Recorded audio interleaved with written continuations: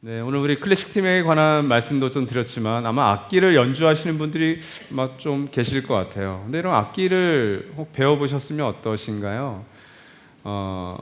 흔히 우리가 이게 비문이긴 한데 야매라는 말 아세요? 야매로 좀 배웠다. 그러나 나는 좀 탄탄하게 기초부터 좀 차근차근 배웠다. 어쩔 수 없이 그 실력에서 차이는 분명히 나긴 할 겁니다. 근데 운동도 마찬가지죠. 저는 뭐 축구, 테니스, 야구, 탁구 뭐 여러 가지 운동을 많이 이렇게 배우고 했어요. 근데 제가 좋아하는 운동 앞에는 다 길거리가 붙습니다. 저는 길거리 테니스고요. 길거리 야구, 길거리 축구, 길거리 탁구. 그러니까 무슨 말이냐면 저를 가르쳤던 스승이 없어요. 그냥 곁눈질로 봤던 거, 그냥 친구들과 같이 따라하면서 했던 거. 그게 특징입니다. 어떨까요? 기초가 부실할 수밖에 없죠. 제가 아는 한 지인이 야구를 하시는데 그 아들이 이제 초등학교 1학년, 2학년도 안 돼요. 근데 그 아이가 탄탄하게 이제 6개월 전부터 레슨을 받고 있대요. 근데 아빠보다 훨씬 잘 던진다는 거죠, 이제. 속도도 힘이 붙고 정확성도 더 예리하고. 이게 교육의 힘이구나. 근데 여러분, 신앙도 마찬가지가 아닐까요? 저를 비롯해서 여기 계신 모든 분들은 사실은 어렸을 때부터 혹은 교회의 문을 들어오시는 순간 거짓 교사로부터 거짓 교훈을 다 받아오셨어요. 근데 문제는 그것이 거짓 교사인지 거짓 교훈인지도 우리가 모르고 삶을 살게 되죠. 그럼 뭐 교회 들어오면 저분 거짓 교사야, 거짓 교훈이야, 이게 아니라 한 인간 안에는 거짓 교사의 면과 바른 교사의 면, 어떤 교훈은 바른 교훈, 어떤 건 거짓 교훈에 대한 것이 다 섞여져 있습니다. 어떤 한 인간도 그 인간이 100% 다 순수한 인간은 있을 수가 없어요. 아마 예수님을 제외하고는. 그것이 우리의 한계죠. 그래서 바른 교훈의 기초에서 바른 교사를 만나서 바른 가르침을 받으면 아마 그 신앙생활에 있어서 분명히 풍성함을 맛볼 수 있겠죠. 근데 어떤 경우에는 만나지 않았어야 될 교사와 듣지 않아야 될, 배우지 않아야 될 거짓 교훈을 통해서 그 신앙이 어그러져 있거나 그 신앙이 굉장히 메말라 있는 신앙을 얼마든지 우리는 가질 수 있다는 것을 좀 기억하셨으면 좋을 것 같아요. 오늘 이 디모데전서 두 번째 시간에는 바울이 디모데에게 보낸 이 편지의 서두에 사실 이 거짓 교훈을 가르치는 거짓 교사에 대한 이야기가 잘 담겨져 있습니다. 우리 한번 디모데전서 1장 3절에서 6절까지의 말씀을 같이 한번 한 목소리를 읽겠습니다. 시작. 내가 마게도니아로 떠날 때 그대에게 에베소에 머물러 있으라고 부탁하였습니다. 그것은 그대가 거기에서 어떤 사람들로 하여금 다른 교리를 가르치지 못하도록 명령하고 신화와 끝없는 족보 이야기에 정신을 팔지 못하도록 명령하려는 것입니다. 그러한 것들은 믿음 안에서 세우신 하나님의 경륜을 이루기보다는 도리어 쓸데없는 변론을 일으킬 뿐입니다. 이 명령의 목적은 깨끗한 마음과 선한 양심과 거짓 없는 믿음에서 우러나오는 사랑을 불러일으키는 것입니다. 그런데 몇몇 사람은 이러한 목적에서 벗어나서 쓸데없는 토론에 빠졌습니다. 에베소 교회는 이미 임한 하나님 나라를 받아들였던 하나님의 가족 공동체였습니다. 그런데 이 하나님의 가족 공동체를 위협하는 거짓 교훈의 문제가 일어났습니다. 바울은 이 거짓 교훈의 문제를 해결하기 위해서 어떤 선택을 했을까요? 그것이 3절 전반절에 이렇게 나오죠. 바울이 마게도니아에 떠날 때 디모데로 하여금 에베소에 머물러 있으라고 했다. 그리고 나서 명령을 줍니다.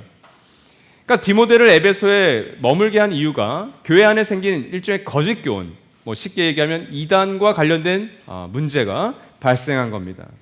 이것은 3차 전도 여행 가운데 있었던 바울과 디모데에게 이미 예언되었던 말씀이에요. 바울이 3차 전도 여행을 마치고 이제 예루살렘으로 갑니다. 그리고 예루살렘에서 할례를 행하는 그 의식의 문제 때문에 유대주의자들에게 고소를 당하죠. 그 고소를 당해서 로마인들에게 잡혀갑니다. 그래서 결국에 흘러가서 로마 감옥에 제1차 투옥을 하게 되죠. 바로 그 예루살렘을 가기 전 밀레도라고 하는 지역에서 에베소 교회의 리더십, 장로들을 불러다가 이런 말을 했습니다. 그것이 사도행전 20장 29, 30절에 이렇게 나오죠. 같이 한번 읽읍시다. 시작. 내가 떠난 뒤에 사나운 이리들이 여러분 가운데로 들어와서 양떼를 마구 헤아리는 것을 나는 압니다. 바로 여러분 가운데서도 제자들을 이탈시켜서 자기를 따르게 하려고 어그러진 것을 말하는 사람들이 나타날 것입니다. 내가 떠난 뒤에, 바울이 떠난 뒤에, 바울의 팀이 떠난 뒤에 사나운 이리들 혹은 늑대들이 여러분 가운데로 들어와서 양떼를 마구 해치리라는 것을 나는 압니다. 근데 그 이리들의 특징은 제자들을 이탈시켜서 자기를 따르게 하려고 어그러진 것을 말하는 사람들입니다라고 이야기하고 있죠. 이 예언이 몇 년 후에 현실화가 된 겁니다. 사나운 이들이 에베소 교회를 흔들었습니다. 목자이신 예수 그리스도의 말씀을 듣고 따라가야 되는 그 양떼들이었던 에베소 성도들이 바로 그 거짓 교사들을, 그 목소리를, 교훈을 따라가기 시작한 거죠. 이 말씀 가운데 오늘 3절 전반절에서 부탁하였다라고 하는 말은 제발 에베소에 머물러 달라고 하는 간청이라는 뜻입니다. 영어로 urge라고 하는 단어를 쓰죠. 간청하였다. 바울은 이 에베소 교회에 생긴 이 문제들, 이 갈등들, 이것들을 해결하기 위해서 디모데를 격려하면서 나는 너를 보기를 정말 원하지만 사랑하는 아들 디모데야, 너가 에베소 교회에 남아서 이 문제를 해결하는 게 내가 정말 원하고 간청해. 이렇게 얘기하고 있는 거예요. 여러분, 사람은 자기 중심성이 있기 때문에 어떤 문제가 내 앞에 닥쳐올 때 그것을 피하고 회피하려고 하는 성향이 강합니다. 저를 비롯해서 여러분 모두가 다 그래요. 차라리 이 문제에 내가 빠져 있는 것보다는 나는 나가고 싶다. 어쩌면 저는 그런 부분들, 도시 속에 살다가 어쩌면 정말 한가로운 전원이 있는 시골로 가서 사는 것도 저는 이런 성향이 부정적인 것보다는 긍정적으로 작용하는 역할이라고 생각을 해요. 여러분이 봐도 저가 그렇지 않습니까? 저는 시골에 어울리는 사람이에요. 전혀 이해를 못 하시는군요. 저는 흙이 좋고요. 그 냇가가 좋고요. 그 과수원이 좋고요. 서리에서 먹는 걸 좋아하는 사람입니다. 제가 왜 도시에 살고 있는지 저도 잘 모르겠어요. 근데 여러분, 만약 제가 이 땅 가운데서 살아가는 이 두 발 딛고 살아가는 이 현실을 만약 해피하게 하면서 저를 시골에 보낸다? 그러면 회피가 맞습니다. 저에게 주어진 책임과 사명을 제가 버리는 거예요. 그러니까 제가 사도 바울처럼 이렇게 얘기할 수 있습니다. 저의 육신, 제 마음은 시골에 가서 몇 되지 않는 성도들과 함께, 그것도 쉬운 삶은 아니지만 그게 제 소원이에요. 근데 제 육신을 이 분당과 서울 남쪽에 두게 하신 하나님의 이유가 있다면 그렇게 살아야죠. 비유가 좀 안 맞지만 여러 인간은 모두 다 회피하고 싶은 성향이 있어요. 근데 이 디모데에게 남아라, 간청했죠. 그리고 부딪혀라, 이렇게 얘기하고 있는 겁니다. 디모데를 향한 바울의 신뢰를 볼 수도 있고요. 그만큼 디모데에겐 부담이 있었겠죠. 근데 오늘 말씀에는 이 문제의 원인과 이 문제의 결과가 우리에게 알려지고 있어요. 3장 후반절에서 4절, 6절 말씀을 보면 문제의 원인은 어떤 거죠? 어떤 사람들, 일단의 사람들이 문제의 원인이었습니다. 이 사람들에게 바울은 디모데에게 두 가지 명령을 해라. 첫 번째 명령은 다른 교리를 가르치지 말라. 두 번째 명령은 신화와 끝없는 족보 이야기를 중단하게 해라. 결국 하나죠. 그들이 가르치게 하지 마. 그들은 거짓 교사라고 얘기하고 있는 거예요. 다른 교리를 가르치지 말라고 하는 이 표현과 비슷한 것은 갈라디아서 1장 6절에 나오는 바울이 다른 복음을 가르치지 말라고 하는 것과 비슷합니다. 갈라디아 교회는 다른 복음을 전하는 자들, 왜곡된 복음을 전하는, 바울에게 전해진 예수 그리스도의 복음과는 다른 하나님 나라 복음에서 하나님 나라가 빠진 그런 복음을 전했던 것, 그런 사람들이 있었습니다. 그 왜곡된 복음을 가르치지 말게 해. 이게 첫 번째 명령이었고, 두 번째 명령은 신화와 족보, 끝없는 족보 이야기를 중단하라고 명해라, 이렇게 얘기합니다. 존 스토트 목사님은 신화는 전설이나 우화를 의미한다, 이렇게 얘기했고요. 디모데전서 4장 7절 말씀을 보면 이 이야기는 저속하고 헛된 꾸며낸 이야기라고 되어 있습니다. 디도서 1장 14절은 유대 사람의 허망한 이야기, 그리고 디모데후서 4장 4절은 꾸민 이야기. 이게 신화와 끝없는 족보 이야기의 내용이라는 겁니다. 족보는 아마도 창세기에 나오는 족장의 후손들과 관련된 이야기를 가리키는 것 같아요. 그 족보를 가지고 이렇게 객관적인 사실이 드러나지 않았는데 그것을 꾸며서 얘기하는 거죠. 이런 거죠. 옛날 영화 다모라는 드라마 아세요, 여러분? 그 역사책에 한 줄, 한 단어 나온 걸 가지고 몇 부작의 드라마를 만들었잖아요. 그런 이야기예요. 에녹의 자손에 관한 이야기, 노아의 자손에 관한 이야기, 성경에 기록되지 않은 여러 가지 이야기들을 담아낸 책들이 그 당시에 유행했습니다. 그걸 가지고 토론하고 그걸 가지고 이야기한 거죠. 그래서 이런 디모데전서 6장 3절 4절 말씀을 보면 이런 사람들에 대한 이야기가 나와요. 누구든지 다른 교리를 가르치며 우리 주 예수 그리스도의 건전한 말씀과 경건에 부합되는 교훈을 따르지 않으면 이게 사람들의 정체성이에요. 그들은 다른 교리를 가르쳤습니다. 예수 그리스도께서 전하신 건전한 말씀과 경건에 맞지 않는 교훈을 따랐어요. 그래서 어떻게 됐습니까? 4절 보시면 그는 이미 교만해져서 아무것도 알지 못하면서 논쟁과 말다툼을 일삼는 병이 든 사람입니다. 에베소 교회는 이런 질병이 든 사람들이 있었어요. 심각한 병에 걸린 사람이 있었다는 거죠. 그런데서 시기, 분쟁, 비방과 악한 의심이 생깁니다. 그래서 이 문제로 인해서 어떤 결과가 생겼습니까? 이것에 정신이 팔렸다, 집착했다. 근데 그 결과는 믿음 안에 세우신 하나님의 경륜, 그러니까 하나님께서 계획하신 그 구원에 이르는 구원의 계획이 아닌 첫째로 4절에서는 쓸데없는 변론, 그리고 6절에서는 쓸데없는 토론, 아무 의미 없는 공허한 변론과 토론만 그 안에 가득하다.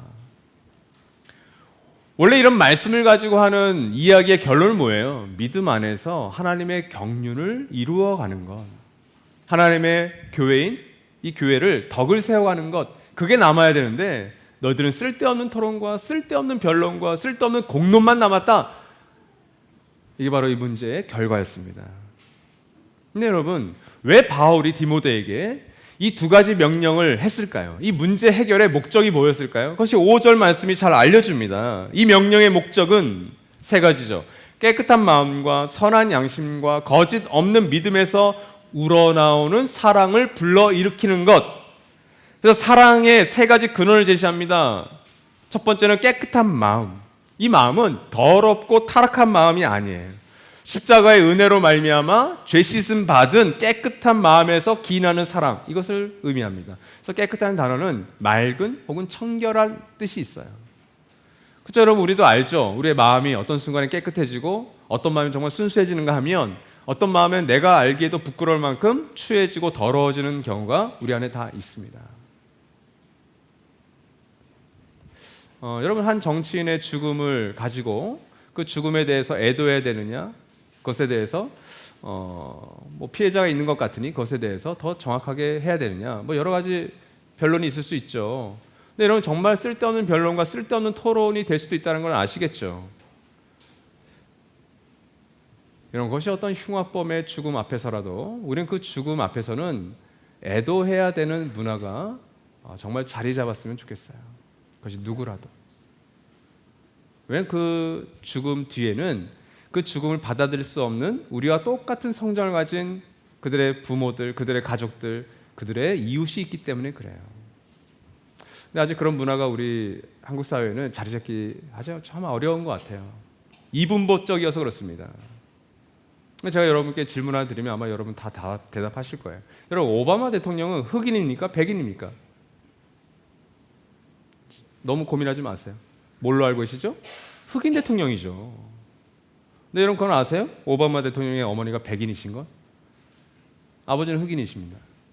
근데 우리는 흑인이라고만 해요.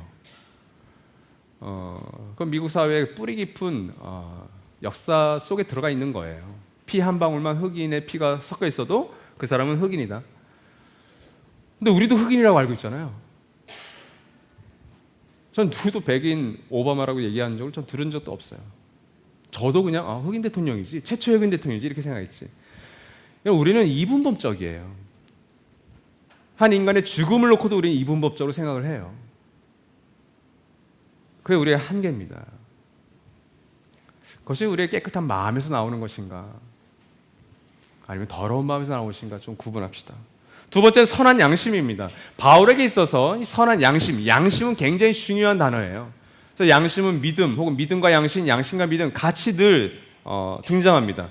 목회 서신에도 이 양심, 디모데전서, 후서, 디도서에는 6번 딱 등장하는데 이 6번이 다 긍정적이거나 부정적이에요. 부정적인 것은 디모데전서 4장 1절에서는 이 양심이 낙인이 찍혀 있어요. 화인에 맞은 양심. 디도서 1장 15절에서는 더러운 양심. 그러니까 여러분, 우리가 살아갈 때 이 양심이 이때는 더러워질 수도 있고 깨끗해질 수도 있다는 겁니다. 어떤 누군가는 깨끗한 양심으로, 선한 양심으로 살아가고요. 어떤 사람들은 악한 양심을 가지고 살아갑니다. 당연히 악한 양심을 살아가면 이 세상의 도덕과 기준, 법이 중요하지 않겠죠. 내 양심에 충실한 거예요. 근데 어떤 선한 양심을 가진 사람들은 어떤 한 도덕과 기준과 법을 지킬 때에도 그 법 이상으로 지키겠죠. 양심이 선해서 그렇습니다. 그 선한 양심에서 우러나오는 사랑. 그리고 마지막 세 번째는 거짓 없는 믿음. 이것은 진실한 신뢰관계 속에서의 믿음을 의미합니다. 바로 이 세 가지로부터 우러나오는 사랑을 키우는 것. 어디서? 공동체 안에서. 그것이 하나님의 가족 공동체가 붙들어야 될, 바울이 디모데에게 명령했던 그 명령의 목적이 그거라는 거죠. 에베소 교회가 그냥 지적인 사람들만 가득하기를 원하지 않고 그 공동체 안에서 사랑하는 사람들이 되기를 원하는 하나님의 마음을 바울이 담아내고 있는 것이죠. 여러분, 가정교회라고 하는 공동체, 청년부라는 공동체가 어떤 공동체가 되기를 원하세요? 제가 경고합니다. 여러분, 깨끗한 마음과 선한 양심과 거짓 없는 신실한 믿음 안에서 우러나는 사랑이 우리에게 준비되고 배우고 훈련되어지지 않는다면 우리의 그 어떤 공동체도 쓸데없는 변론과 토론과 공론으로 가득 찬 공동체가 될 확률이 100%입니다. 그것이 우리의 연약한 부분이에요. 에베소 교회가 그런 사람들 되지 않기를 사도 바울은 바울에게 내린 이 명령들을 통해서 우리는 보게 되죠. 그런데 여러분, 이 에베소 교회는 특히 율법과 관련된 거짓 교훈이 가득했습니다. 사실 이 율법과 관련돼서는 사도 갈라디아서나 로마서나 그가 보낸 여러 서신에 이 율법과 관련된 이슈들을 많이 다루고 있습니다. 그래서 이 거짓 교훈을 가르쳤던 율법 교사들이 오늘 말씀 가운데 등장하죠. 그래서 바울은 율법의 바른 목적, 율법의 기능, 그리고 복음과의 어떤 관계가 있는지를 우리에게 알려주고 있는데, 디모데전서 1장 7절에서 11절 말씀을 같이 한번 읽겠습니다. 시작. 그들은 율법 교사가 되려고 하지만 사실은 자기들이 무엇을 말하고 있는지 또는 무엇을 주장하고 있는지도 알지 못합니다. 우리가 알기로 율법은 사람이 그것을 적법하게 사용하면 선한 것입니다. 율법이 제정된 것은 의로운 사람 때문이 아니라 법을 어기는 자와 순종하지 않은 자와 경건하지 않은 자와 죄인과 거룩하지 않은 자와 속된 자와 아비를 살해하는 자와 어미를 살해하는 자와 살인자와 간음하는 자와 남색하는 자와 사람을 유괴하는 자와 거짓말하는 자와 거짓 맹세를 하는 자와 그 밖에도 무엇이든 건전한 교훈에 배치되는 일 때문임을 우리는 압니다. 건전한 교훈은 복되신 하나님의 영광스러운 복음에 맞는 것이어야 합니다. 나는 이 복음을 선포할 임무를 맡았습니다. 율법에 대해서 에베소 교회가 이 하나님의 가족 공동체가 알아야 할 바른 교훈을 바울은 우리에게 알려주고 있어요. 7절 8절 말씀을 보면 율법의 목적에 대해서 우리에게 알려주는 것 같습니다. 7절 말씀을 보면 그들은 율법 교사가 되려고 했지만 결론이 뭐예요? 그들은 자기가 무엇을 말하는지 무엇을 주장하는지 도무지 알지 못하는 사람들이다, 이렇게 얘기하죠. 그리고 바울은 이렇게 얘기합니다. 율법은 적법하게 사용하면 그것은 선한 것입니다. 이것이 율법의 목적입니다. 율법주의는 뭘까요? 율법을 통해서 하나님과의 바른 관계를 얻고 그래서 그 바른 관계 속에 있고자 율법을 계속 행하는 것을 의미합니다. 그리스도 안에서 우리가 자유함을 얻었음에도 불구하고 그 자유를 얻기 위해서, 유지하기 위해서 계속해서 율법적인 행위를 계속해서 더해가는 것이죠. 무엇인가를 해야 된다고 얘기하는 겁니다. 근데 바울은 강력하게 경고합니다. 특별히 디모데 전서를 받았던 에베소 교회보다도 초기 갈라디아 교회에 대해서 바울은 굉장히 엄격하게 경고해요. 이 율법주의자들에 대해서. 그것이 갈라디아서 1장 6절 9절에 잘 나오죠. 같이 한번 읽겠습니다. 시작. 여러분을 그리스도의 은혜 안으로 불러주신 분에게서 여러분이 그렇게 또 빨리 떠나 다른 복음으로 넘어가는 데는 나는 놀라지 않을 수 없습니다. 우리가 전에도 말하였지만 이제 다시 말합니다. 여러분이 이미 받은 것과 다른 복음을 여러분에게 전하는 사람이 있다면 그가 누구이든지 저주를 받아야 마땅합니다. 갈라디아 교회에 들어왔던 거짓 교사는 바로 이 율법을 행하는 것을 강조했죠. 그래서 이 은혜가 무엇인가를 은혜 위에 더 덧붙이거나 은혜에 무언가를 빼어서 율법을 행하도록 했습니다. 바울이 받았던 오해 중에 하나가 율법 폐기론자 혹은 율법 무용론자입니다. 바울이 말한 것을 보니 늘 그리스도 안에서 자유해라, 엔 크리스토스 그리스도 안에서 너희는 자유하다. 그래서 먹고 마시는 것에 있어서 굉장히 자유했죠. 그러니까 넌 율법이 필요 없다고 생각하는 거구나. 여러분, 유대인들이 볼 때는 얼마나 걸렸겠어요. 그 율법을 금과 옥조로 여기고 수천 년 동안 그 율법을 지켜왔는데 바울을 보니 율법 폐기론자가 많네라고 하는 오해를 얻었던 겁니다. 그러나 바울은 율법의 바른 목적을 정확히 알았죠. 율법을 바르게 쓰면 그것은 선한 거야 라고 얘기하는 거예요. 교부학자였던 크리소스톰은 이 율법의 목적을 이렇게 잘 얘기했습니다. 당신을 그리스도께로 보냅니다. 그 목표가 사람을 의롭게 하는 것이었지만 그렇게 하는데 실패했으므로 율법은 그렇게 하실 수 있는 분에게 우리를 보내는 것이다. 이것이 크리소스톰이 정의했던 율법의 목적이었어요. 바울과 맥을 같이 합니다. 그리고 9절과 10절을 가면서 이 율법의 기능에 대해서 바울은 이야기합니다. 이 율법은 의로운 사람이 아니라 아픈 사람을 위해서 주어진다. 이게 율법의 기능이래요. 근데 여기서 의로운 사람은 이미 하나님과의 바른 관계에 있는 은혜를 말미암아 믿음으로 바른 관계에 있는 사람을 얘기하는 게 아닙니다. 여기서 의로운 사람이라는 것은 예수께서 말씀하셨던 내가 의인이 아니라 죄인을 위해서 왔다. 거기서 의인은 자기 스스로를 옳다고 여기는 사람, 예수가 별로 필요 없는 사람. 근데 예수는 세리와 창기와 아픈 자들을 위해서 오셨죠. 바로 그 의미입니다. 그러니까 여기서 아픈 사람은 율법을 통해서 내가 죄인이 맞구나. 내가 자기중심이라는 죄에서 벗어날 수가 없구나. 내가 어떤 노력을 해도 그 율법의 목적을 제대로 안 사람들이 바로 이 약한 사람들이에요. 아픈 사람들이에요. 그래서 9절과 10절을 보면 자세히 목록들이 나타나죠. 자, 여러분, 이걸 다 알아야 되나? 그렇죠? 법을 어기는 자와 순종하지 않은 자와 경건하지 않은 자, 죄인, 거룩하지 않은 자, 속된 자, 아비를 살해하는 자, 어미 살해하는 자. 근데 여러분, 이 9절과 10절의 이 목록은 일종의 집성제입니다. 어떤 죄들을 이렇게 모아놓은 거예요. 근데 바울의 서신에서는 이 집성록이 잘 나타납니다. 그죠? 로마서에도 나타나죠? 로마서 1장 18절부터 3장 20절까지 죄에 대해서 계속해서 얘기하잖아요. 이 목록은 특별히 출애굽기 20장과 신명기 5장에 있는 10계명을 거의 요약해 놓은 것입니다. 아마 여러분 10계명을 어렸을 때 다 외우셨던 분도 있을 거예요. 근데 여러분 커가면서 10계명에 대해서 그렇게 생각하지 않으시죠? 근데 여러분 10계명은 위대한 계명입니다.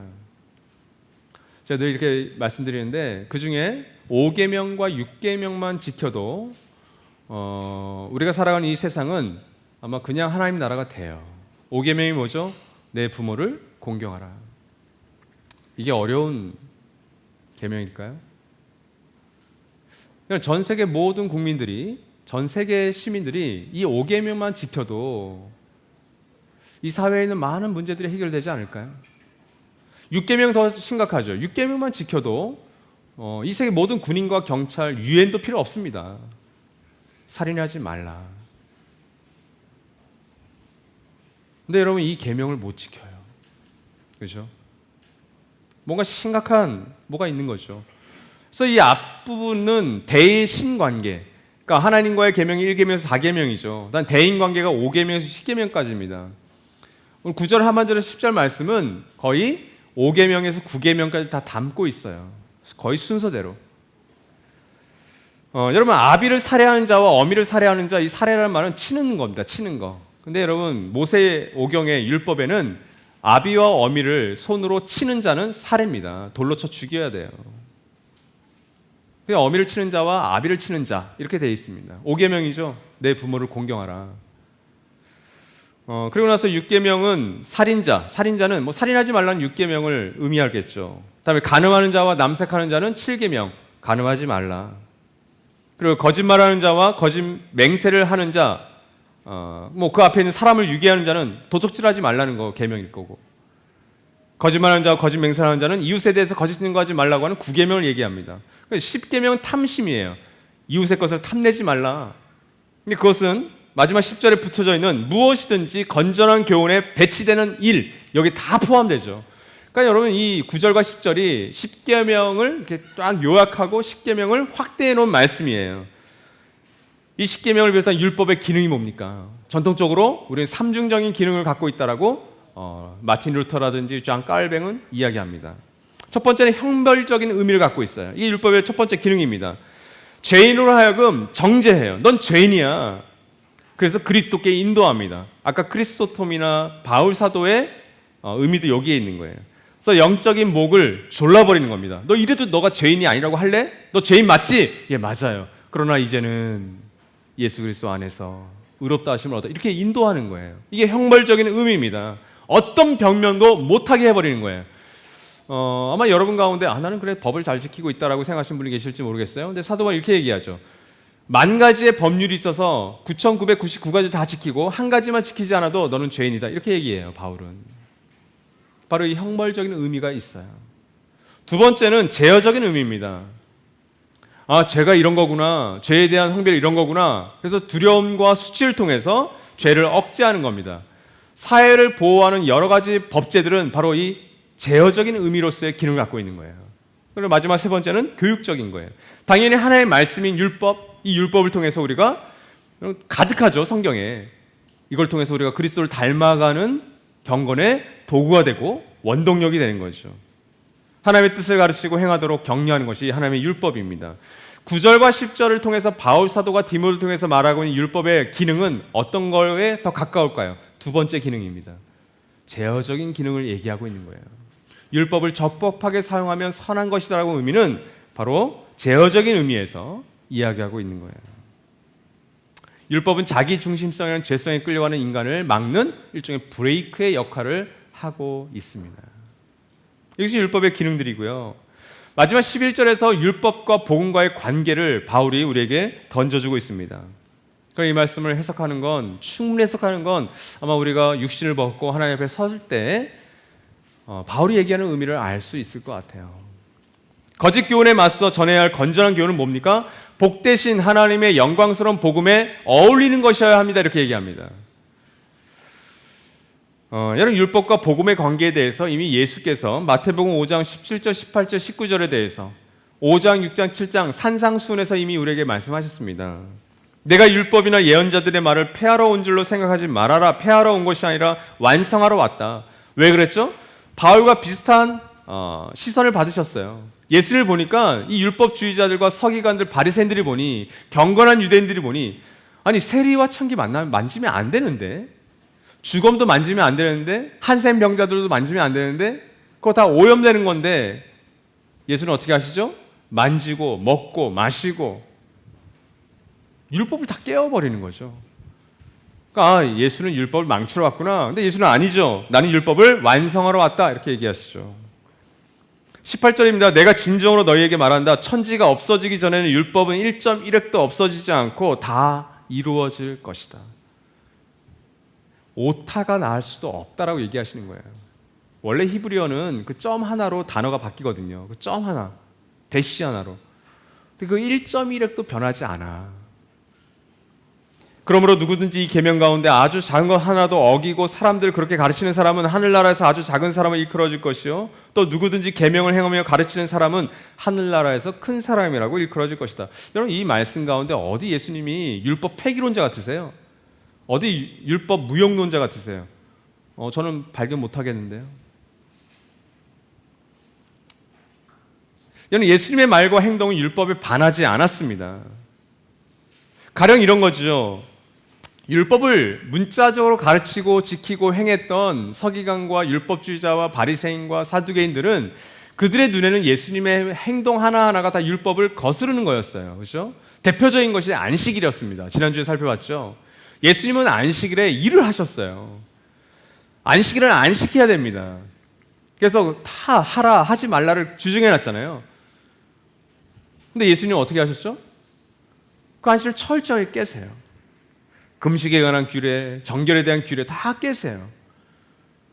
그 예수님이 이 서기관들에 대해서 율법주의자들에 뭐라고 얘기하십니까? 너희 만약 안식일에 너희의 양과 소가 웅덩이에 빠지면 너 어떻게 할래? 너희 그 재산 가치가 있기 때문에 그거 구해내지 않겠니? 내가 안식일에 병든 자를 고치시면서 일하는 건 그 한 사람의 생명을 살리기 위함이라고 얘기하시는 거죠. 꼬집고 있는 거죠. 마음을 후벼 파고 있는 거죠. 넌 돈 때문에 지금 안식을 깨는 거고, 근데 그거 안 깬다고 생각하지 않지. 근데 나는 생명을 살리기 위해서 안식일을 어기는 거라고 얘기하시는 거예요.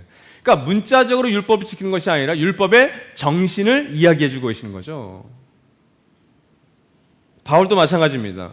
고린도 교회나 갈라디아 교회나 에베소 교회, 빌립보 교회의 어떤 이슈들을 다룰 때 그러니 문자적인 율법이 아니라 율법의 정신을 이야기합니다. 내가 모든 사람에게 모든 사람이 되려고 하는 이유는 그 한 사람을 내가 구원하고자 합니다. 이렇게 얘기하죠. 바로 그런 의미죠. 여러분, 하나님의 영광의 복음을 맡은 책임과 사명 때문에 바울은 그렇게 했던 겁니다. 예수의 원리를 따랐던 거죠. 그렇다면 여러분, 우리에게 주신 이 복음에 대해서 피해야 할 거짓 교훈은 있을까요? 한국 교회에 어쩔 수 없이 우리에게 흘러왔던 거짓 교훈들은 무엇일까?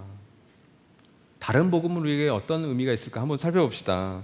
여러분, 복음에 대해서 우리가 피해야 될 첫 번째 교훈은 율법주의와 방종주의입니다. 율법주의는 뭐죠? 예수 그리스도의 은혜를 거부하는 믿음입니다. 거부하는지도 모른 채 은혜와 믿음으로 말미암아 얻는 구원을 거부하고 율법을 지키고 행함으로, 노력함으로 말미암아 구원에 이를 수 있다고 하는 생각이에요. 이게 율법주의입니다. 그래서 우리의 한국교회 안에 내려진 소중한 전통들이 있어요. 주일 성수, 혹은 11조, 혹은 새벽기도, 여러 봉사, 장로, 권사, 직분, 이런 소중한 것들이 율법주의와 만나면 어떻게 됩니까? 그것들을 열심히 행함으로 인해서 내가 구원받았다라고 하는 마음을 계속해서 갖게 하는 거죠. 반대로 방종주의도 경계해야 됩니다. 진리에서 내가 자유하기 때문에 예수 그리스도를 내가 믿고 어떤 삶을 살다가 구원이 보장된다라고 하는 삶이에요. 구원파시 신앙생활로 갈 확률이 높죠. 이미 임한 하나님 나라와 다시 임할 하나님 나라 사이에 있는 그 긴장관계가 실종되어 버린 것입니다. 어떻게 적용할 수 있을까요? 이런 값비싼 은혜를 경험한 사람은 율법주의로 말미암은 그 율법의 행함이 아니라 그것에 너무 감사하고 감업해서 봉사합니다. 그리고 섬깁니다. 그래서 수고합니다. 그 노력이 나의 구원을 유지해 준다라고 생각하지 않는 거예요. 은혜에 빚진 감격으로 살아가는 겁니다. 1만 달란트의 빚진 자의 모습이죠. 그래서 자신의 돈과 시간과 건강을 그 은혜의 감격 때문에 낭비하는 거죠. 자신에게 있는 것을 자기 중심적으로 사용하는 방종으로도 나아갈 수 없습니다. 왜 그러죠? 내 옆에 있는 이웃이 보이니까 바울의 예처럼 내가 그 한 사람을 실족하는 거라면 내가 좋아하는 이거 하지 않겠다라고 얘기했던 사람이 바울이에요. 어디 바울의 모습에서 방종주의를 볼 수 있겠습니까? 바울이 그런 삶의 특징을 에베소서 3장에서 3절, 5절에서 잘 보여주고 있어요. 5장 3절에서 5절 말씀 우리 같이 한번 읽어봅시다. 음행이나 시작. 음행이나 온갖 더러운 행위나 탐욕은 그 이름조차도 여러분의 입에 담지 마십시오. 그렇게 하는 것이 성도에게 합당합니다. 더러운 말과 어리석은 말과 상스러운 농담은 여러분에게 어울리지 않습니다. 오히려 여러분은 감사의 참말을 하십시오. 여러분은 이것을 확실히 알아두십시오. 음행하는 자나 행실이 더러운 자나 탐욕을 부리는 자는 우상 숭배자여서 그리스도와 하나님의 나라를 상속받을 몫이 없습니다. 오늘 이 말씀을 보면 어울리는 삶과 어울리지 않는 삶, 합당한 삶과 합당하지 않는 삶이 있답니다. 이미 임한 하나님 나라를 받아들인 하나님의 가족 공동체는. 근데 여러분 4절에서 사도 바울이 특히 말과 관련된 이야기를 많이 하고 있다는 걸 기억하십시오. 더러운 말과 어리석은 말과 상스러운 농담과 그건 여러분에게 어울리지 않는 삶이라고 하는 거죠. 그러니까 여러분 우리가 하늘가족 서약서를 할 때 뒷담화, 험담하지 않겠다라고 하는 서약을 받죠. 그런 의미가 이 안에 담겨져 있는 겁니다. 야고보서를 보십시오. 그 새치혀가 배의 키와도 같다. 그리고 그 새치혀가 큰 불을 일으키는 작은 불씨와도 같다. 여러분 낮은 목 꿈꾸는 교회와 여러분 가정교회와 청년부를 불태워버릴 수 있는 하나의 도구가 있습니다. 그건 여러분의 혀입니다. 말입니다. 하나님의 가족 공동체에 어울리지 않는 말, 더러운 말, 상스러운 말 이런 말들이 그 공동체를 얼마든지 불태워버릴 수 있는 거죠. 대신 너희는 감사의 참 말을 해라. 그리스도 안에서 하나님께서 우리에게 베푸신 신분과 정체성, 그 신분과 정체성에 따른 우리의 특권과 책임을 우리가 정확히 알고 있다면 우리는 에베소서 3장에서 5절까지의 이 말씀대로 살면서 다시 이 말 하나님 나라를 소망하면서 살게 되겠죠. 그냥 기억하십시오. 그런 나라와 그런 그리스도를 상속할 몫이 없다. 어떻게 우리가 방종주의로 나갈 수 있습니까? 어떻게 우리가 율법주의로 갈 수가 있어요? 그럴 수 없다. 거짓 교훈이라고 얘기하고 있는 겁니다. 두 번째 거짓 교훈은 기복주의와 신비주의입니다. 여러분, 기복주의는 이 주일 성수나 11조나 이 새벽 기도나 이 봉사나 이 직분을 인간의 욕망을 부추기는 행위로 만들어 버립니다. 그렇게 하면 돈과 권력과 명예와 쾌락이 따라온다라고 얘기하는 거예요. 당연히 샤머니즘의 영향을 받았습니다. 열심히 믿으면, 열심히 뭔가를 행하면 내 이기심과 내 탐심, 내 탐욕이 채워지는 거죠. 하나님을 달래는 겁니다. 그렇죠? 샤머니즘, 샤머니라고 하는 신을 달래서 뭔가를 얻어내는 거죠. 현세적인 복을 추구하는 이기심과 연결되어 있는 겁니다. 오늘날로 하면 성공주의 혹은 번영신학과 굉장히 연결되어 있는 것이 바로 이 기복주의죠. 그래서 대표적인 기복주의의 말씀이 요한 3서 1장 2절 말씀인데, 이 말씀은 기복주의와 연결되는 말씀일 수가 없어요. 그런데 대표적인 기복주의 말씀이 된 것이 오늘 한국교회의 현실이죠. 사랑하는 이여, 나는 그대의 영혼이 평안함과 같이 그대에게 모든 일이 잘 되고 그대가 건강하기를 빕니다. 여러분, 여기서 방점이 어디에 있는 걸까요? 이 사도 요한이 얘기했을 때, 장로 요한이 얘기했을 때 방점이 어디에 있는 건가요? 너의 영혼이 평안함과 같이, 여기에 있는 거죠. 하나님의 관심은 우리의 영혼에 있습니다. 영에 있습니다. 내 그 영혼이 잘된 같이 너의 범사도 잘 되고 너가 건강을 빕니다. 이건 따라올 수도 있고 따라오지 않을 수도 있는 거예요. 근데 중요한 건 영혼이에요. 그러니까 여러분, 이거죠. 예수께서 제자들에게 너희의 몸을 죽일 수 있는 사람을 두려워하지 말라. 대신 너의 몸과 영혼을 모두 지옥에 떨어뜨릴 수 있는 분을 두려워해라. 하나님이세요. 그러니까 오늘날 여러분, 이 정부의 어떤 규제에 대해서 한국교회가 굉장히 불쾌하고 그런 마음이 있죠. 근데 또 한편에는 우리가 더 잘 지켜야 되겠다, 이런 긍정적으로 잘 따라야겠다, 이런 정부가 어떤 명령을 내리든 그것이 성경에 반하는 것이라면 정부는 우리의 몸을 죽일 뿐이에요. 그죠? 우리의 몸을 규제하고 억제할 뿐이잖아요. 그거 두려워하지 말래요.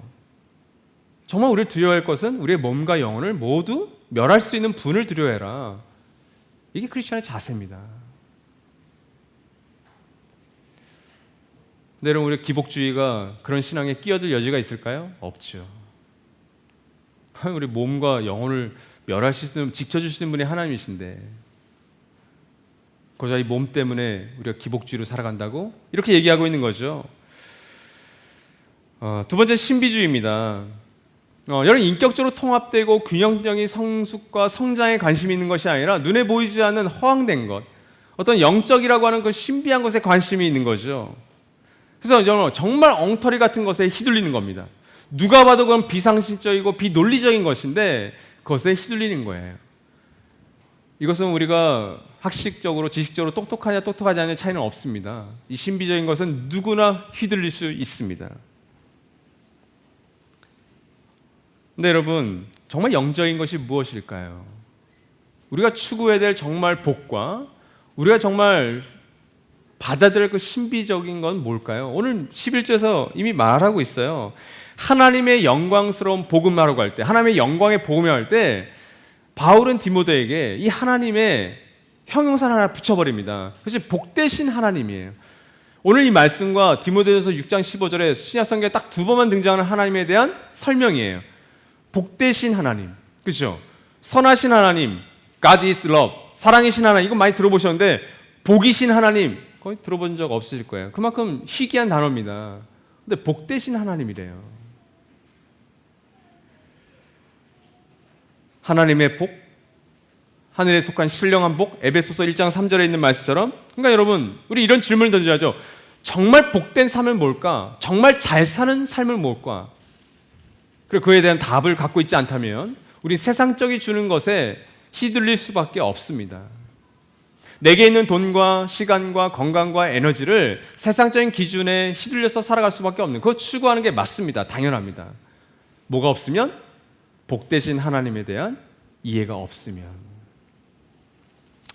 여러분, 진짜 빌어야 될 복이 뭔지 아십니까? 신명기 28장 1절 2절 말씀 우리 같이 한번 읽어보겠습니다. 당신들이 시작.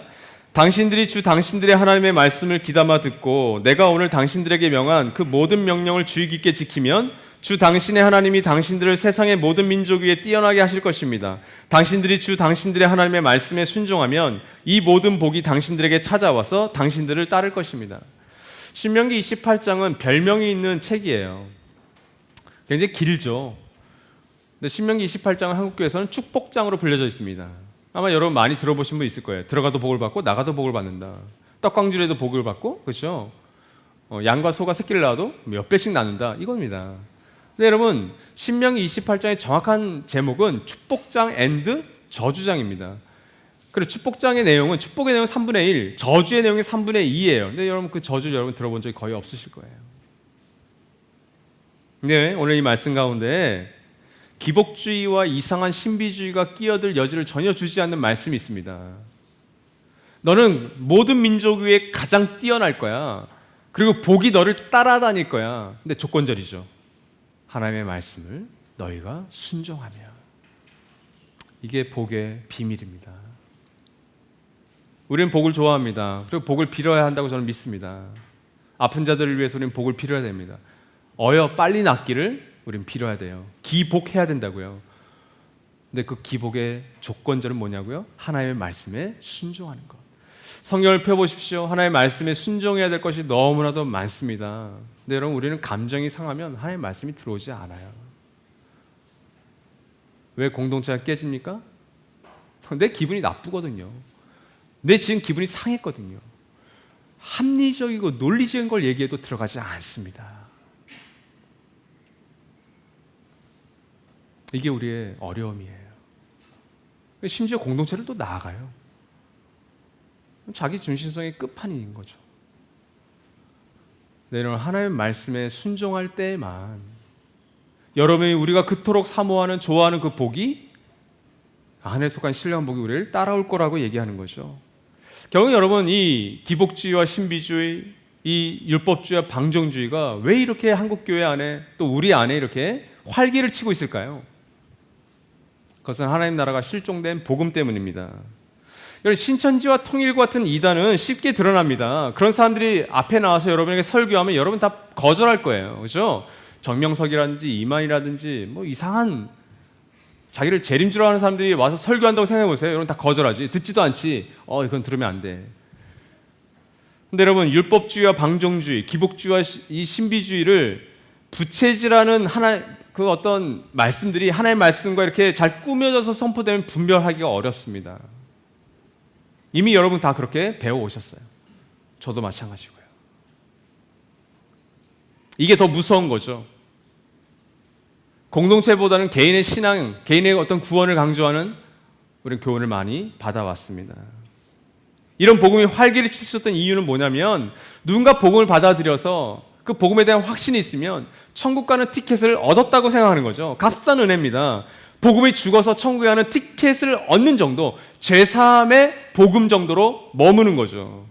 그리고 지금 이 현실 속에서, 이 역사의 무대에서 심판하시는 하나님 나라의 현재성, 현실성은 쏙 빼어버리는 겁니다.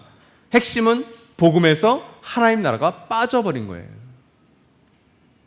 예수의 중심 사상은 하나님 나라입니다. 근데 하나님 나라가 실종되어 버리니 그리스도의 몸된 교회론이 왜곡되고요. 교회를 잘 운영해가고 사역해가는 목회 철학이 왜곡되어지는 겁니다. 여러분, 하나님의 통치가 2000년 전 예수 그리스도의 성육신하심과 그분의 공생을 통해서, 그분의 가르침과 그분의 십자가와 부활을 통해서, 그 하나님 나라가 예수 그리스도를 말미암아 정말 임했구나, 그리고 다시 하나님 나라가 임할 때 완성될 것이구나, 그것이 하나님 나라 복음의 요체죠. 교회는 어떤 곳입니까? 그 하나님 나라를 소망하는 사람들의 모임인 거죠. 그 긴장 관계 속에서 우리가 살아가는 거죠. 그렇다면 여러분, 어떻게 적용할 수 있을까요? 그 하나님 나라를 배우십시오. 하나님 나라의 관점에서 성경을 다시 읽으십시오. 하나님 나라를 알려주는 책들을 읽어가십시오. 그리고 공동체 안에서 그 하나님 나라의 관점으로 내 삶의 모든 영역에서 내가 어떻게 써갈 것인가를 배우고 훈련하고 실천해 가십시오. 그것이 하나님 나라 복음으로 우리가 살아낼 수 있는 겁니다. 그것이 아니라면 우리도 얼마든지 다른 복음으로, 그것이 진짜 복음이라고 착각하고 평생을 살아갈 수가 있게 되는 거죠. 그런데 그 마지막 날에 하나님 앞에 넌 도대체 어떤 복음을 가지고 살아왔니? 그때 여러분 이런 변명은 통하지 않을 겁니다. 저희 목사님이, 저희 전사님이, 저희 목사님이 잘못 가르쳐 주셨어요. 그건 별로 핑계가 되지 않습니다. 사랑하는 여러분, 우리에겐 계승된 복음을 전수해야 되는 책임이 있습니다. 오늘 11절 말씀에서 바울은 복되신 하나님의 영광스러운 복음을 내가 선포할 책임을 가졌다, 사명을 맡았다라고 얘기하고 있습니다. 그래서 지금 바울이 에베소 교회에 남아있는 디모데에게 이 편지를 보내고 있는 거죠. 이런 2000년 동안 예수 그리스도와 그 제자 사도를 통해서, 바울을 통해서, 초대교회 성도를 통해서 2000년 동안 이 하나님 나라의 복음을 전했던 사람들을 통해서 계승이 되어 왔습니다. 그것이 저와 여러분이 갖고 있는 이 복음인 거죠. 이 감격스러운 구원인 거죠. 그것이 우리에게 전해졌고 계승되어졌습니다. 그 속에는 물론 하나님의 말씀을 전하기 위해서 자신의 생명을 초계와 같이 버렸던 정말 선한 목자들과 선한 교사들도 있었고요. 그러나 그 속에는 거짓 교사들과 거짓 교훈들도 있었습니다. 그건 어쩔 수 없는 사실이에요. 그러나 여러분, 우리는 앞으로 어떤 교사로, 어떤 교훈을 가지고 우리를 따라오는 사람들에게 남겨줄 것인가? 오늘 디모데 전서 1장 11절에는 바울의 마음으로 우리는 한번 되돌아보셔야 됩니다. 저는 하나님께서 우리 꿈꾸는 교회와 우리 가정교회들 또 우리 청년부를 하나님께서 이런 꿈으로 초대해 주셨다고 저는 믿어요. 얘들아, 나의 자녀들아, 내가 2000년 동안 예수 그리스도를 통해서 너희에게 흘려보내고 계승해준 이 하나님 나라의 복음을 제발 잘 배우고 잘 훈련하고 잘 실천하고 잘 살아내서 너희 뒤를 따라오는 사람들에게 알려줘. 그것이 저는 저와 여러분을 향한 초대라고 믿어요. 그 부르심에 저도 정말 기꺼이 아멘하고 싶습니다.